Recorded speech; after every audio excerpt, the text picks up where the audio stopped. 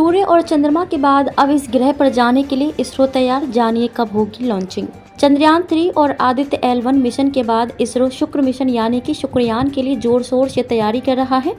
इसके अगले साल दिसंबर में लॉन्च होने की संभावना है। वीनस मिशन से पहले अंतरिक्ष एजेंसी इस साल दिसंबर में ही एक्सपीओसैट या एक्स-रे पोलारीमीटर सैटेलाइट लॉन्च करने की तैयारी कर रही है। इसका उद्देश्य चमकीले एक्स-रे पल्सर का अध्ययन करना है।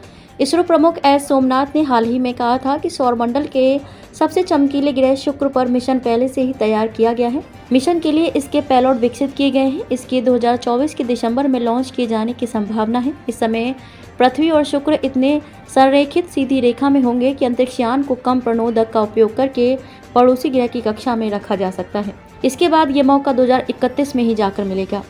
हाल ही में दिल्ली में भारतीय राष्ट्रीय विज्ञान अकेडमी को संबोधित करते हुए इसरो प्रमुख ने कहा कि शुक्र एक बहुत ही दिलचस्प ग्रह है। इसका एक वातावरण भी है जो बहुत घना है। वायुमंडलीय दबाव पृथ्वी से 100 गुना अधिक है। यह अम्लों से भरा है। आप सतह में प्रवेश नहीं कर सकते हैं। आप नहीं जानते कि इसकी सतह कठोर है या नहीं। हम ये सब समझने की कोशिश क्यों कर रहे हैं? पृथ्वी एक दिन शुक्र बन सकती है, मुझे नहीं पता। शायद 10,000 साल बाद पृथ्वी अपनी विशेषताएं बदल लेगी। पृथ्वी पहले भी ऐसी कभी नहीं थी। बहुत समय पहले ये रहने योग्य जगह नहीं थी।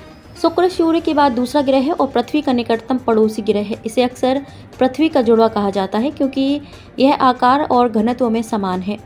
अन्य देशों द्वारा पहले लॉन्च किए गए वीनस मिशनों में यूरोपीय अंतरिक्ष एजेंसी का वीनस एक्सप्रेस 2006 से 2016 तक परिक्रमा और जापान का अकात्सुकी वीनस क्लाइमेट ऑर्बिटर 2016 से परिक्रमा और नासा का पार्कर सोलर प्रोब शामिल है।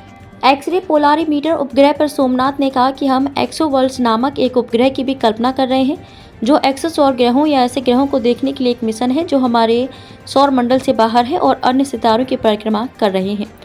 एक्सो ग्रहों में से कम 100 में वायुमंडल मौजूद है।